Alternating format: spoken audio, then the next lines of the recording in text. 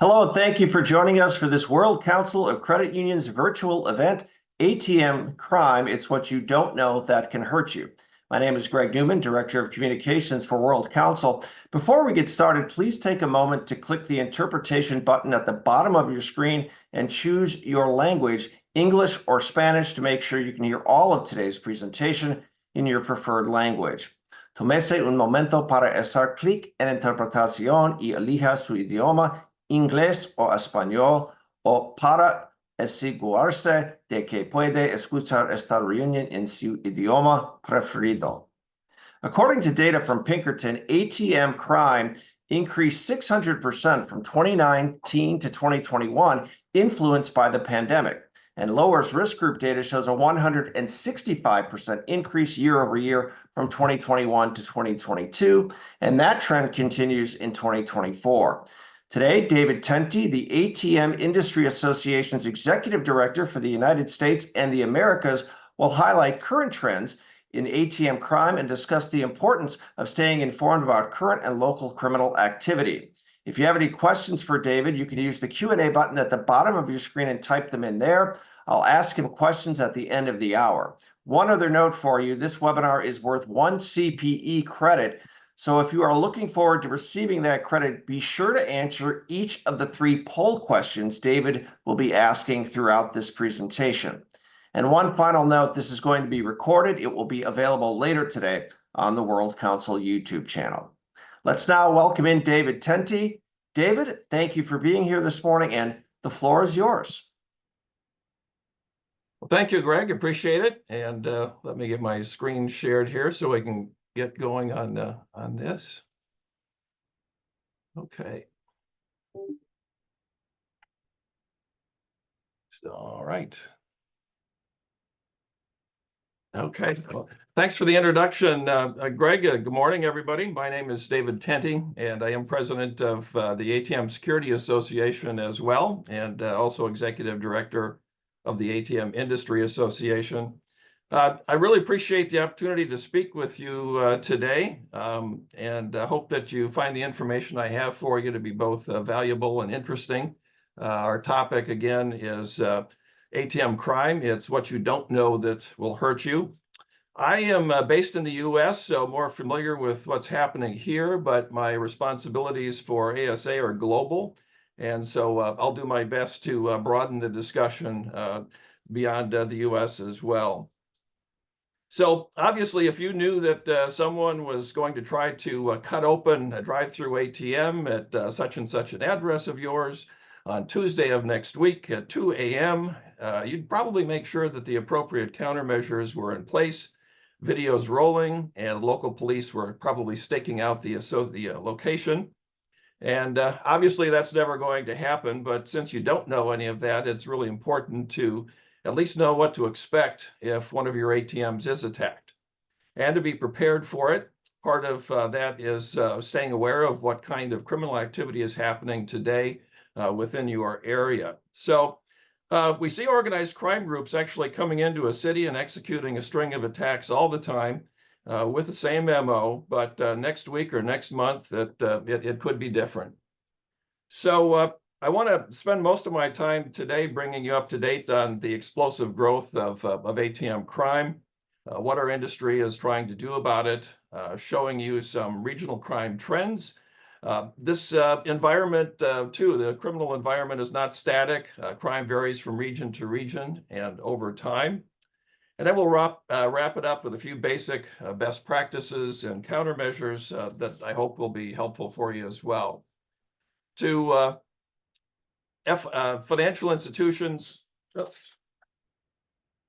excuse me, I'll get the process down here quick. Sorry about that. So I suspect that many of you are not familiar with the ATM Industry Association, and probably even fewer with the ATM Security Association. The ATM Industry Association was formed in 1997, originally as an organization for independent ATM operators. Today, ATMI represents over 500 organizations from 60 different countries. ATMIA encompasses all segments of the ATM industry, but ATM deployers, like financial institutions, represent the largest segment of the membership, about 39%. Financial institutions constitute about 40% of that group, and coincidentally operate about 40 to 45% of ATMs in the US.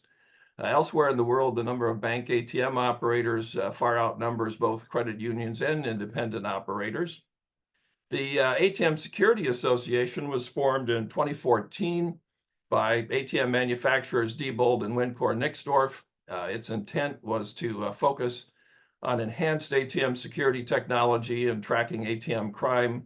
ATMIA acquired ASA in 2019 and launched its global ATM crime database in May of 2021. So hopefully that'll give you a little more background on our organizations and what we do. So 10 years ago, this conversation would probably have been mostly about skimming. It varied from country to country, but skimming represented about 90% of ATM crime in many regions. We don't see nearly as much of it now, but it is still a common type of fraud.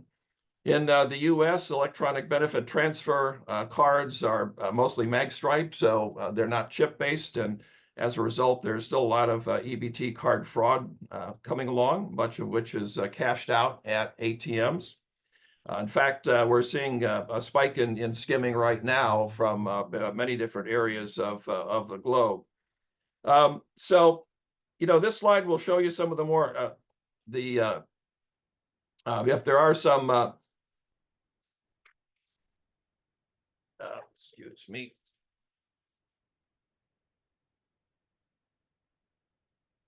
So going on to this chart, the ATM crime rate really exploded during the pandemic, but even the year before, 2019, we started to see some significant increases.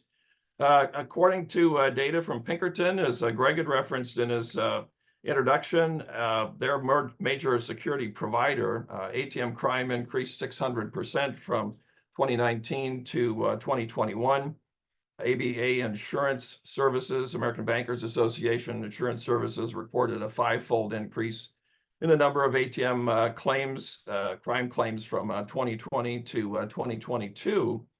And we know that trend continues today. Lauer's Risk Group, another organization that's very active in our industry, shows a 165% increase year over year from 2021 to 2022. No segment of the industry is escaping unharmed here. So outside the data, we don't really have any good data for 2023 yet. It's not available to us, but incidents already reported this year into our database show that the crime rate is still up about 14%. So it does seem that the pace may have slowed, but is still growing. So I'll get into the specific data trends here in just a few minutes, but wanted to provide a little background and detail for some of the more common types of attacks. Some of you may be familiar with these types already, but have never seen perhaps what they look like or what the hardware looks like. And others attending may know very little about what all this looks like. Cash trapping is actually the most common type of attack globally. Here in the US, we see very little of it. As the name implies, it is a relatively low-tech type of attack that basically prevents the consumer from retrieving their cash from the ATM. This slide shows you several different variations of that. All the cash trap has to do is to hide the dispensed cash or prevent the consumer from seeing it and retrieving it. Some will collect cash from multiple withdrawals. The most sophisticated of those units actually are battery operated and move the cash into a storage compartment. That image at the lower right-hand side of the screen there is actually a battery-powered version of a cash trap. So the theft of and theft from the ATM, these are the most common types of physical attacks. In North America, for example, theft of the ATM itself is far more common. In Europe, we see theft from the ATM far more frequently. Either way, of course, the cash is the target, and the ATM either gets stolen or severely damaged in most cases. The most preventable variant of this type of attack is actually manual theft. Yes, that does happen. We scratch our heads every time we hear about that, but there are people, they grab a two-wheeled cart and a couple of them will get that ATM out the door. Bottom line is that all freestanding ATMs should be secured very securely to a floor or a wall, and that would pretty much eliminate those types of crimes. If there are construction sites near any of your ATMs, criminals will often steal a front loader and use it to push over a drive-through or pull it off its platform. That's becoming fairly common now, as well as using gates, bollards on both sides of the ATM itself, and so forth, to try to prevent some of those crimes from happening.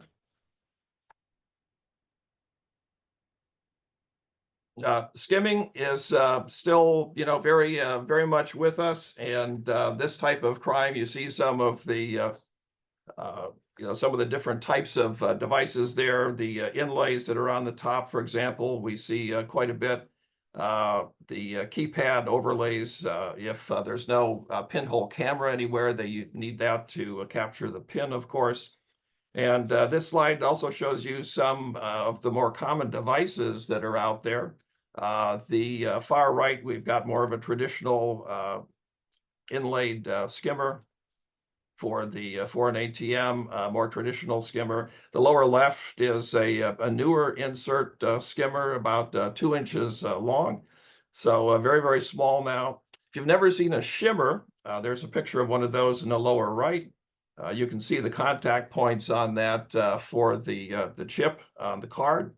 And the shimmer is a little bit different. It actually intercepts the communication between the chip and the network itself.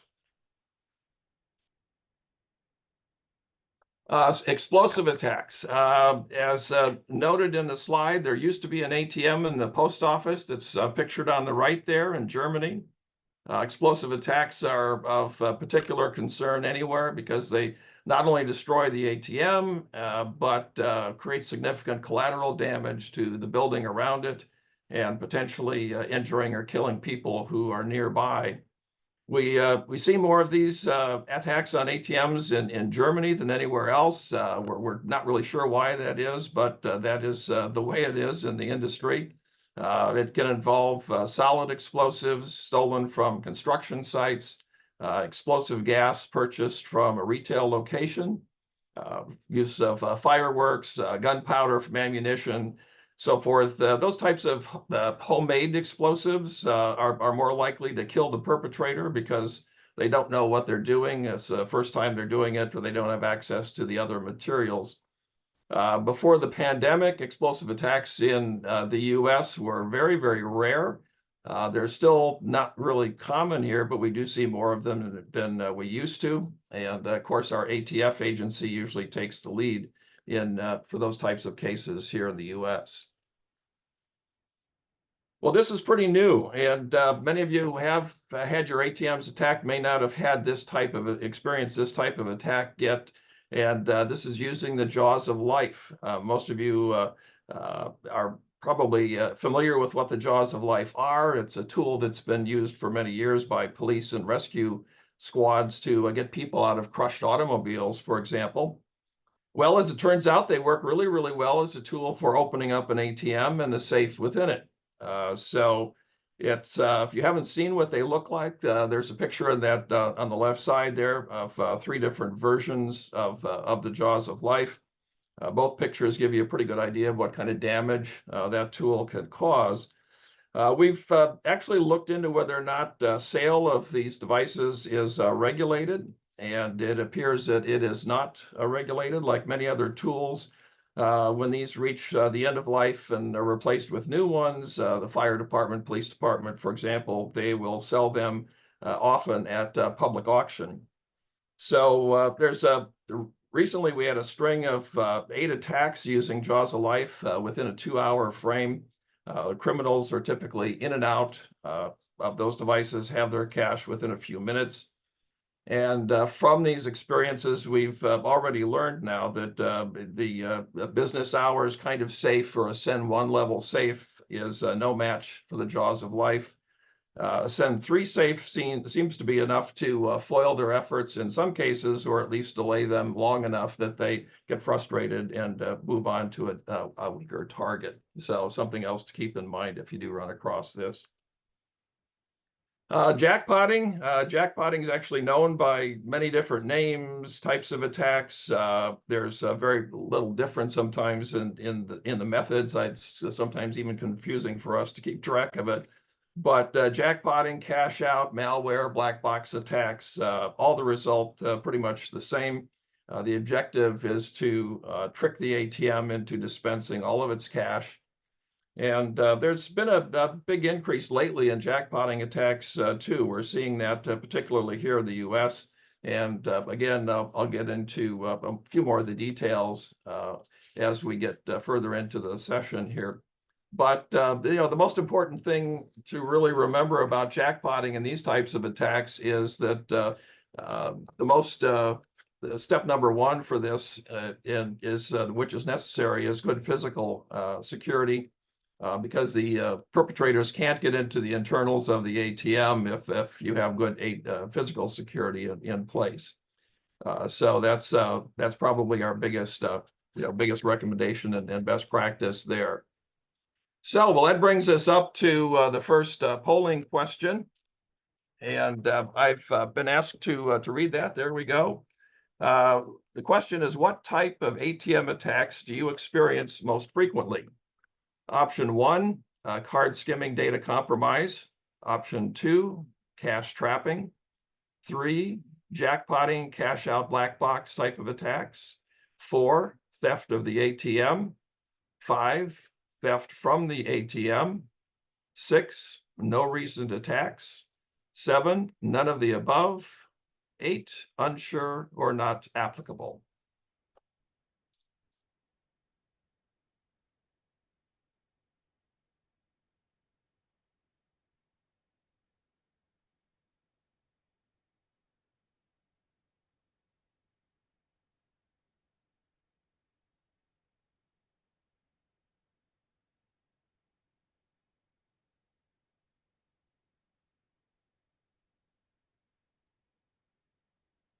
Oh, very interesting. Well, I appreciate that. And Katie, I hope you can send me the results of that. I'd like to keep track of that myself. Appreciate it. Thank you.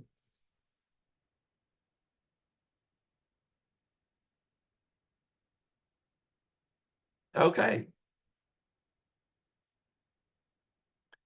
Well, since I'm based in the U.S., as is a large percentage of our audience, I assume, I'm more familiar with the U.S. Legal environment than with other countries. I do know that the laws vary from country to country, and did look at this before the session here to verify that, and it is true. It's pretty much everybody has their own rules, of course. But to a great extent, I think the penalties for theft from an ATM in many countries, including ours, are just not as severe as they should be. So this part of the discussion is obviously going to be based on the data and legislation that is from the U.S. here, but hopefully I think this will apply in some other areas and regions as well. The average bank robbery in the U.S. Nets only about $4,500 for the robber.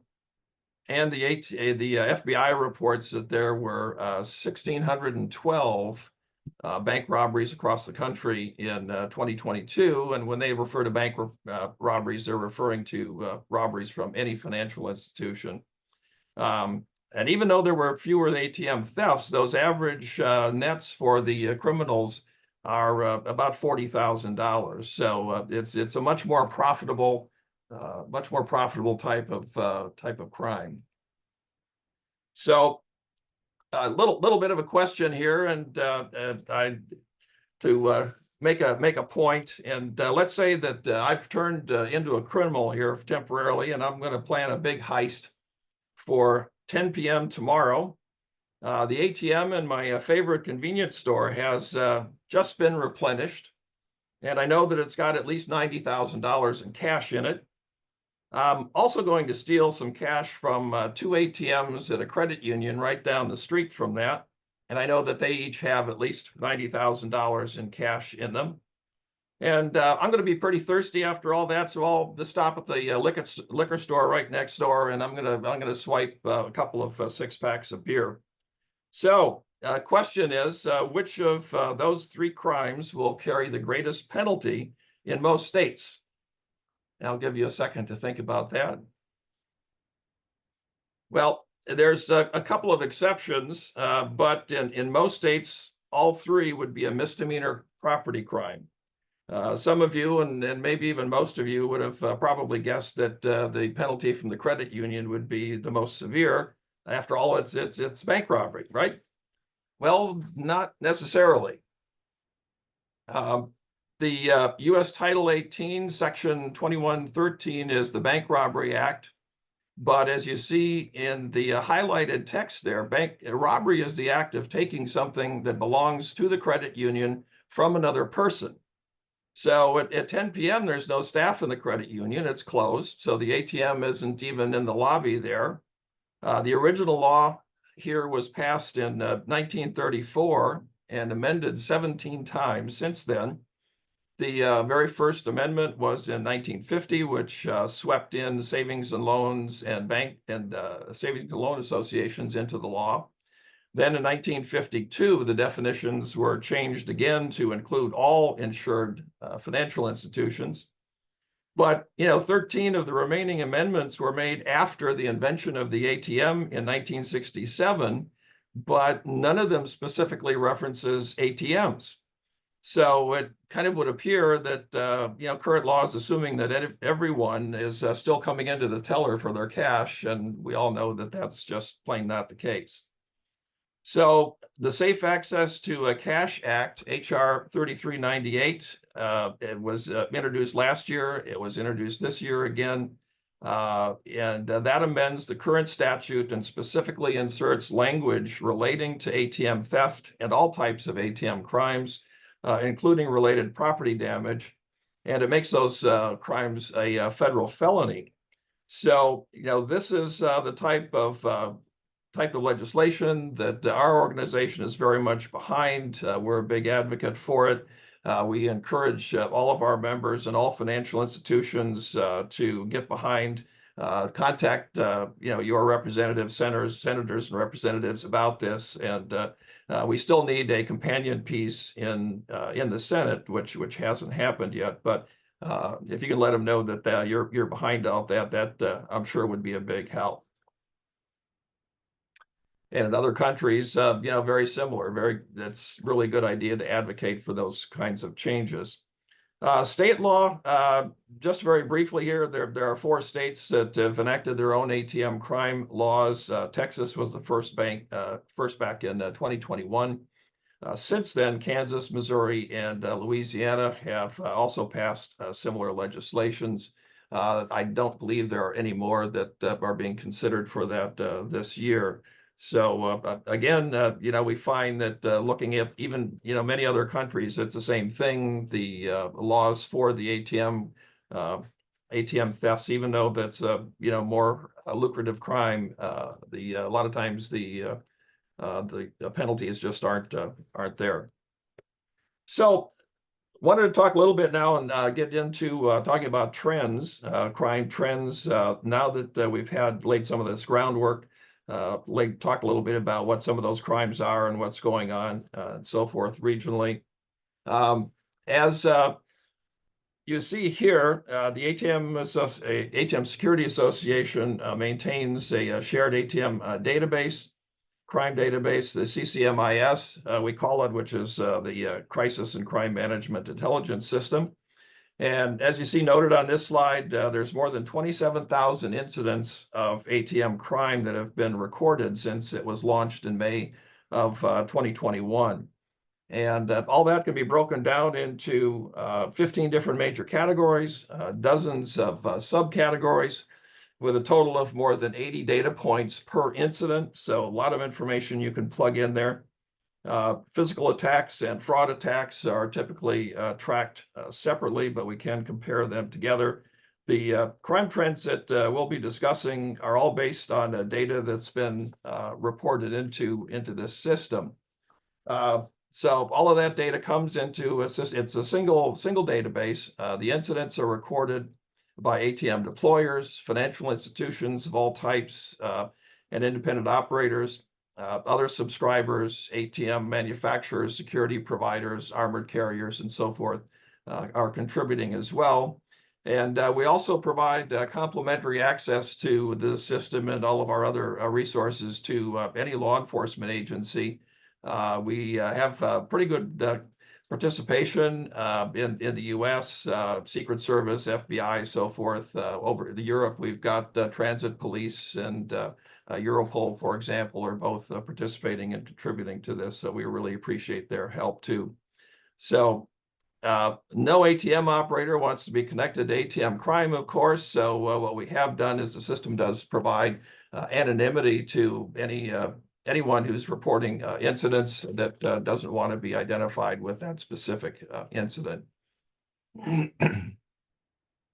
So looking at some global crime trends here, as I mentioned in the introduction, the database was launched in May 21 of 2021. And what you're looking at right here is a graphics display of the crime data over those 3 years in the form of heat maps and a pie chart.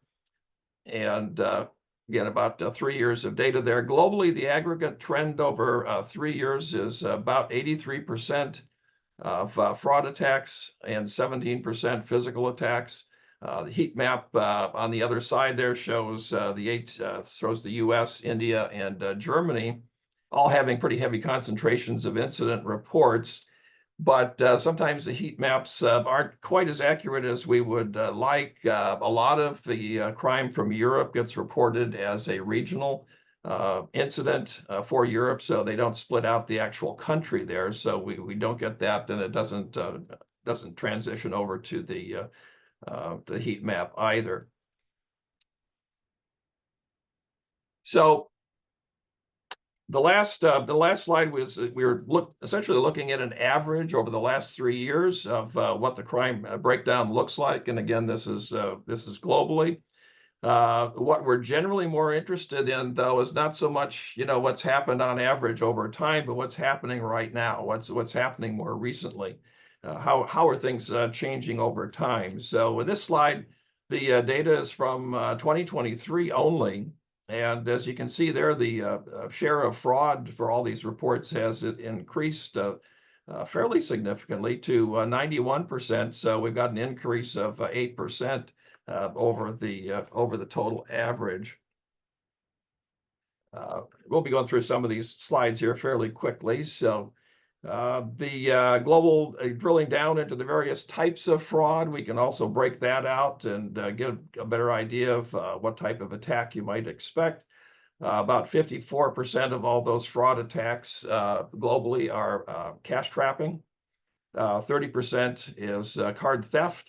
8% is transaction reversal fraud.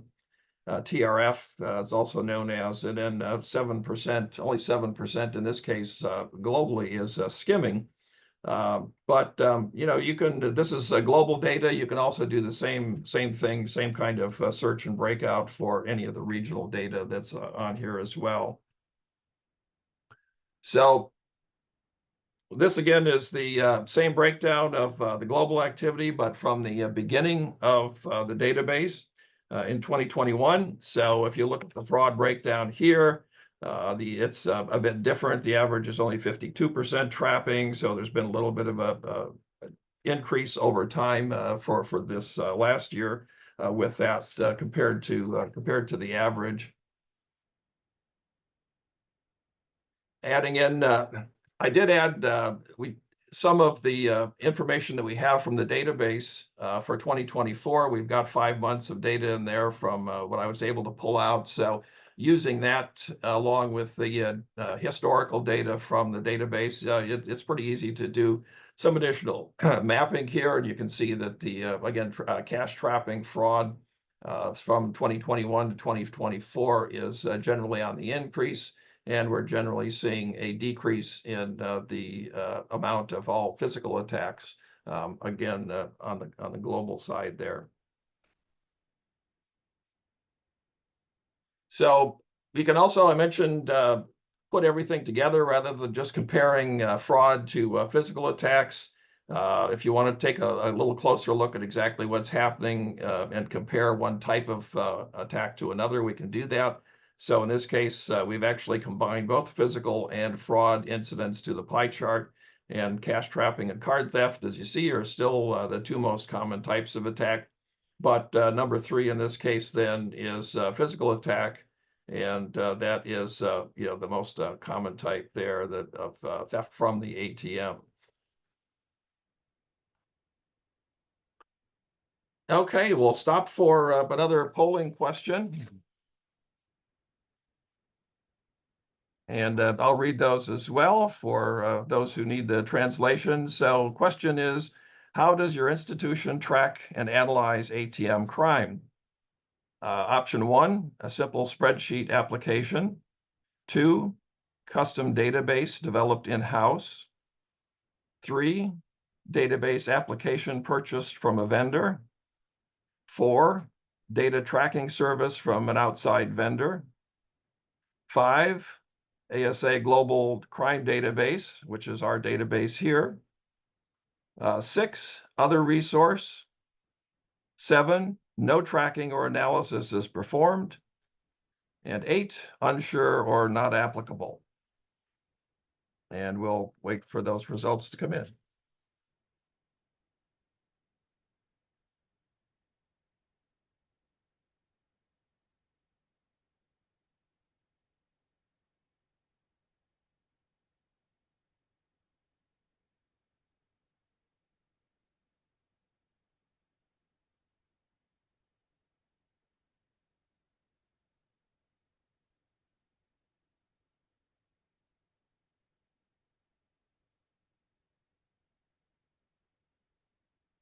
All right, that's great. Appreciate that too. And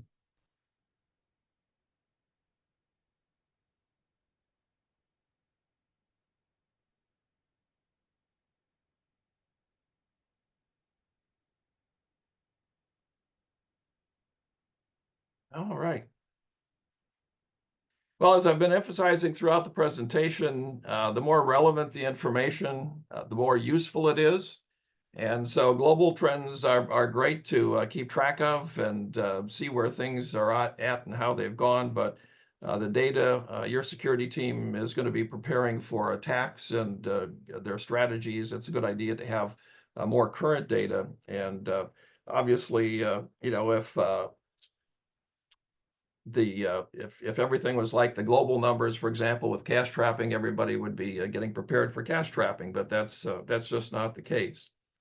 For those in the US and many other countries, your reality is the complete opposite of what's happening on the global stage. Instead of 83% fraud attacks, the US has experienced 73% physical attacks over the past 3 years. And again, this is data from the beginning of the launch of the database. And U.S. activity compared to global is, as you see the numbers up there, it's about 10% of the criminal activity in the global database there. Going on to the next one, and then as we saw with the global numbers, everything gets more interesting as we focus on specific details. There's been a shift in the U.S. breakdown of physical versus fraud attacks. As you see, it's on the previous slide, the cumulative split had been pretty steady in the U.S. at about 70 to 72% physical attacks and the remaining being fraud. And that's with, again, all the data from start to finish, May from 2021 to today. But things are really changing in the states as well. Last year, 2023, the split was down to 52% physical attacks and 48% fraud. So shift to 20% was very, very significant over that period of time. And, it's getting to look in some ways a little bit more like the split that we're seeing globally. And that kind of comparison, again, could be made with any data range, the types of attacks, method of attacks, regions, and any type of any one of these factors or filters that you might want to use. So if we look at activity from just this year, 24, so we got about 5 months of this year in. The split is different again at 64% physical attacks versus 36 fraud. So now this year we're seeing a bit of a shift going back towards again higher levels of physical attacks, going back the other way. The heat maps too, you can see as we go from slide to slide on these, they'll, the high areas of data concentration, incident concentration will show up and change as we go through here too. Well, now you can see the filters we have up on the very top of the screen there. We're just as an example, we're filtered by country, date range, and incident type. What's even more interesting, I think, is the change that we're now starting to see in the type of fraud that's taking place here in the U.S. Last year, 2023, 91.5% of the fraud reported to us was skimming and card data compromise. And we know a lot of that involved electronic benefits. California, for example, has had a lot of that kind of activity. The other 8.5% of the fraud was split up between jackpotting, fraudulent deposits, and transaction reversal fraud. So what we've seen so far this year is that skimming has declined from 91% of attacks in 2023 to only 41% of attacks so far this year. Unfortunately, dispenser jackpotting has really increased quite a bit. Last year it was only 3%. It's 52% of all reports so far this year. And fraudulent deposits, which were only 1.8% last year, up to 6.9%. So again, some really significant changes in the kind of crime that we're seeing out there. I wish I had more time to talk about some of the differences in individual states because it's really pretty dramatic when you look just at a particular state or area and compare it to some others. So I just picked two to take a look at to give you some examples. California and Texas, in part because they are so dramatically different. This is the physical versus fraud breakdown for all 3 years of data, and for California.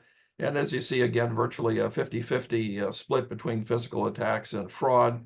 And those numbers had remained pretty, fairly steady in the first part of the period here that we've been tracking. However, looking at the incident breakdown just for 2023, you already see some changes in there. The landscape has changed considerably. Physical attacks were at a total of 60%, much more in line with what the rest of the U.S. is seeing, and skimming was down to 37.5% in that case.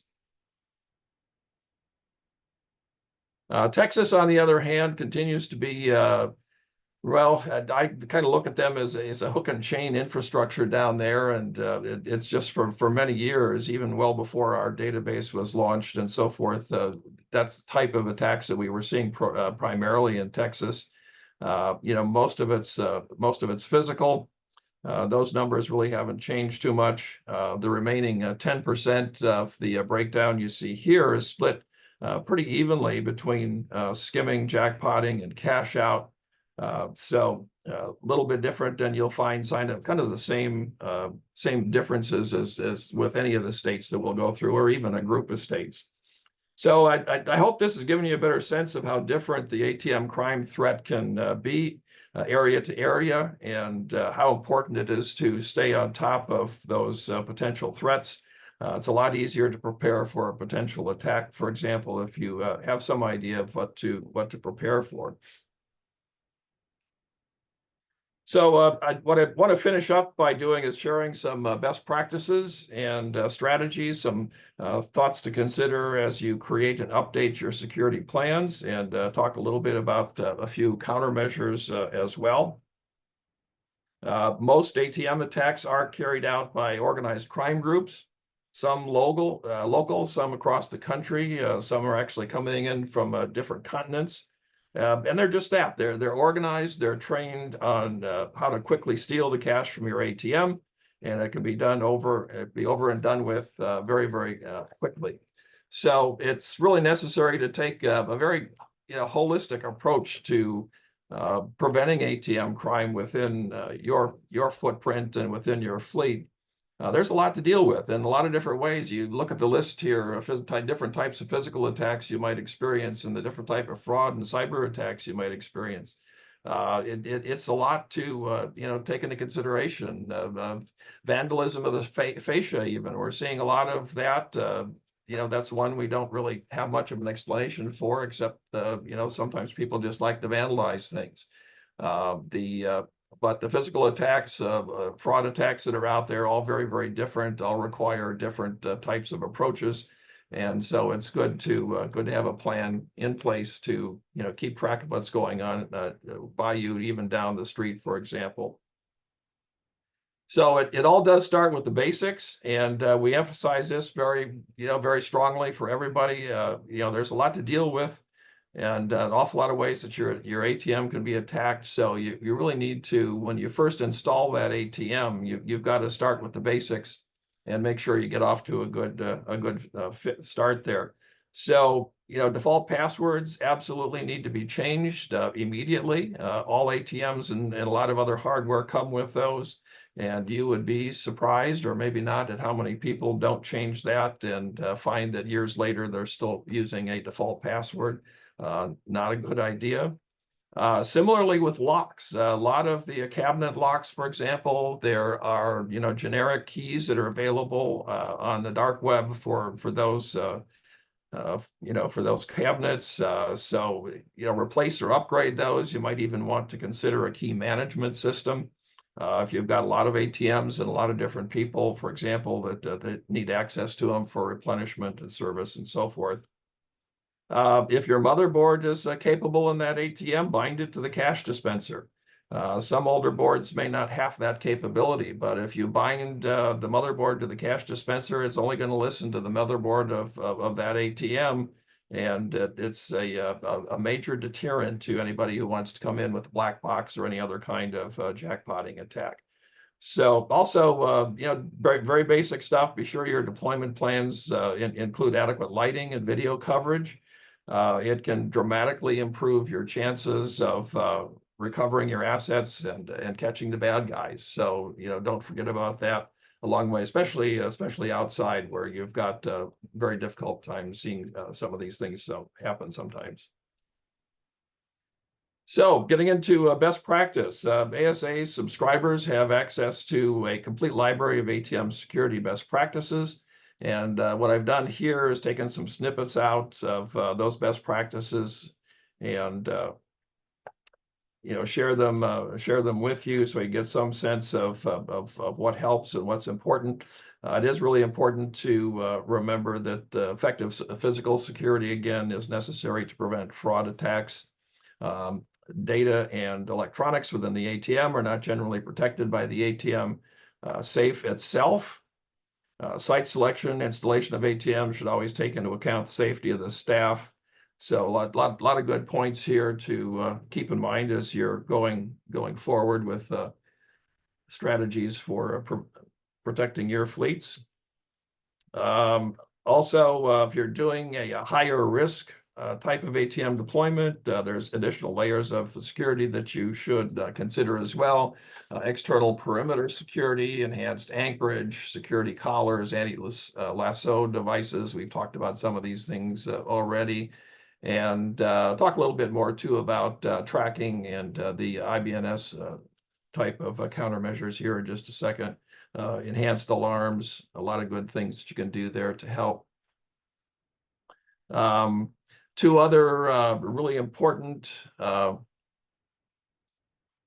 really important things to remember. Criminals are getting increasingly sophisticated. They're breaching the physical security a little more easily these days, and they're doing that to access the components within the ATM that are external to the safe. So it's important to recognize too that the safe in the ATM is not really designed to prevent robbery. It's designed to provide a layer of defense. It's designed to make it more difficult to get into that cash and delay the criminals, even if it's a few minutes. Again, as we mentioned before, sometimes that's enough to motivate them to move on to something else. Countermeasures. As I mentioned earlier, I do want to take a little bit of time on this in case there's things here that you may not be aware of or may not have considered yet. IBNS stands for Intelligent Banknote Neutralization System, or you can just refer to it as ink staining. It is used extensively in Europe. It is mandatory in some countries in Europe, but it's just starting to be adopted here in the US. It's not inexpensive. There are a couple of pilot programs with larger underway, and I believe there are a few credit unions using it. I'm not sure which ones or which countries, but the whole intent of that is to spoil the prize, to degrade the notes, to make them worthless to the criminals. So what we do is these systems are fitted. There's a fitted to each cassette and then set to activate immediately. If the ATM is moved or attacked by any means, there's also an option to incorporate a unique chemical identification system, kind of a chemical DNA, for example. And if you have that in there, those systems can actually allow for forensic matching, and they can actually match the criminal to the attack. And that's a really big help when it comes time to prosecute some of these guys. The other one I wanted to mention, just a little bit again, is the tracking systems. GPS tracking is another very effective countermeasure, and some systems include a combination of satellite GPS positioning, cellular phone triangulation, and short-range radio frequency techniques. These devices can be automatically activated as well. If the ATM is moved, they can even have things like geofencing types of patterns around them, so they can be activated under a lot of different circumstances. GPS trackers are not particularly expensive. There is obviously some cost involved, but they do significantly increase the possibility of having the ATM or its cash recovered by law enforcement. I searched for quite a while to find a picture of one of these devices, but no success on that. My assumption is that the manufacturers don't want anybody to know what they look like, so they don't know what to look for if the bad guys don't know what to look for if they're doing this. So, but those are, again, just a couple of things that are very, very helpful that you may or may not have been familiar with, and wanted to provide a little bit of information on that. And so now we'll go on to our last polling question here as well. And I will read those. The question is, what type of customer verification or validation is deployed on your ATMs, and check all that apply? PIN only is number 1. Number 2, PIN and a second method of authentication. Number 3, facial recognition. Number 4, finger or palm scan. Number 5, Bluetooth or mobile token. Number 6, none of the above. Number 7, unsure or not applicable.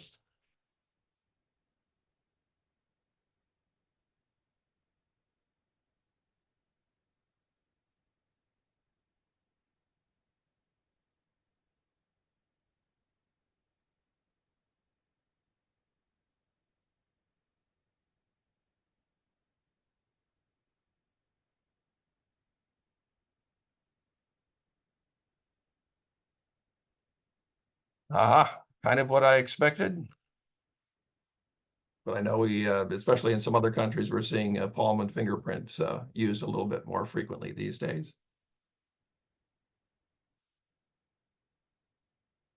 Okay. Well, we're getting a little close to the end here, and I know we wanted to have some time for some questions. So I'm going to slip through these last couple of slides fairly quickly, so we have time for that. There are some best practices up here for preventing fraud as well, and I'll leave these up as if anyone wants a copy of the presentation, I'd be happy to send that over to you. So some of these things will be more available to you. And go through again the importance of full disk, hard disk encryption, very important these days. And people security is also another one that's very important. You got to do some updates on your staff. And this is one of my favorites. This is our 10 immutable laws of ATM security. And I'll just read the first one or two. If a bad guy can alter the operating system on your ATM, it's not your ATM anymore. If a bad guy has unrestricted physical access to your ATM, it's not your ATM anymore. And it continues, but I always get a bit of a kick out of this, and we use this. We've kept these on our best practices for quite a long time, actually. So. And again, a little short on time, so we'll just got the things to remember there as you go through. And hopefully this has been of some help. Crime rate's gone up. We hope that you'll keep track of what's going on in your own neighborhood. Okay, and I'll turn it back to you, Greg. Thanks for the World Conference again for inviting me to speak. Big part of representing the ATM industry is good opportunities like this to interact with credit unions and talk about the self-service side of the business. So again, thanks very much for the opportunity to be here. Thank you, Brian. I got to say, this was one of our more well-attended and more diverse audiences that we've had for a webinar. So there's clearly a lot of interest in this topic. And we do have some questions for you that we want to get to before we end here. Tomas is in Mexico, and he says they've experienced a lot of cases of stolen ATM hard disks. And he asks if you have any information about that and what the goal might be of the attack if those hard disks are encrypted.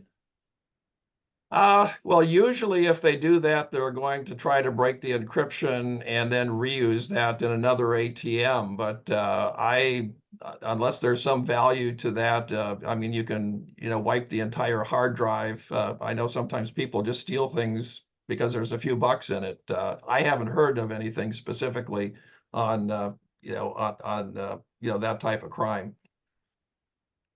Another question is, how can small credit unions better prepare for possible ATM attacks, especially when they have limited resources? That's a great question, and security doesn't have to be expensive. A lot of times it's just a matter of common sense. Keep track of your own people. Don't use those default passwords. Bollards in front of the ATMs are not terribly expensive, and sometimes that helps. Increase the level of the safe that you have in there can be helpful too. A lot of safes just are the Send 1, kind of the business hours type of security, and the Send 3, at least, as I mentioned, much better. And even if you can do anything to just delay those, those criminals, a lot of times they'll move on to something else. Edwin asks, I don't know if this is a question you can answer, maybe you can give some advice on what others have done, but he asks, David, what measures have you taken to mitigate physical attacks? And again, maybe you specifically haven't done that, but what have others done? Well, no, I'm not responsible for any deployment of ATMs. ATMIA doesn't do that, but I try my best just to get the best practices out there and help making sure that all of our members have the most up-to-date information and the opportunity to communicate with their peers as well as about what they're seeing. I guess I have one question, and it's artificial intelligence. As that becomes more expansive and we don't know exactly what it's all going to be able to do 5-10 years from now, how much is the industry looking at that, and how concerned are you? Well, we've actually been utilizing AI for quite a long time. A lot of the video providers, for example, use AI to determine, who is this person? Does he have bad intent? Is it a vagrant? So forth. We use it for cash replenishment routing, for example, things like that. So, in fact, our conference, which is coming up in February of next year, that is our theme. Art of AI. It's a new artificial intelligence. AI equals ATM intelligence. What about criminals, though? I guess I was thinking more Oh, specifically okay. them utilizing AI to do a lot of the things you're talking about virtually. I wouldn't be surprised. They're going to use every trick they can, and they've got a lot of cash that they can do that with. So I haven't. There are a couple of types of ATM attacks now that would seem to require the use of AI, but there's not a lot of information about that yet. There's a Secret Service meeting that I participate in every year in November, and a lot of times some of those things will be there as updates for the attendees. All right. Well, maybe we'll have to bring you back in a year or two to Sure. find out what some of those updates are. So I think that's all the questions that we have, David. Thank you so much for your time. Really fascinating. A number of people have said great presentation, have asked for slides, so we may put you in contact with a few of those folks. So Sure. Thanks so much for your time. You bet. Thank you. If you like this event and you want to watch it again, or you'd like others to see it, you can refer them to the World Council YouTube channel. That's youtube.com/WOCCU. It's going to be available there later today. Once again, if you like this webinar, it's going to be available on our YouTube channel. There's the address, youtube.com/WOCCU. And also, if you enjoyed this webinar and you want to participate in other great educational sessions in person this time, it is not too late to register for the 2024 World Credit Union Conference. We're going to be hosting it along with America's Credit Unions in Boston. That's next month from July 21st to the 24th, but you still have plenty of time to register. And if you've got your phone handy, you can scan the QR code on the screen right now to head to the website and register for the World Credit Union Conference and find any other information you want about it. Just scan that QR code. If you don't have your phone handy, simply head to WCUC.org. We would absolutely love to see all of you in Boston next month. That's it for today's webinar. Thanks for joining us, everybody. Have a great rest of your day.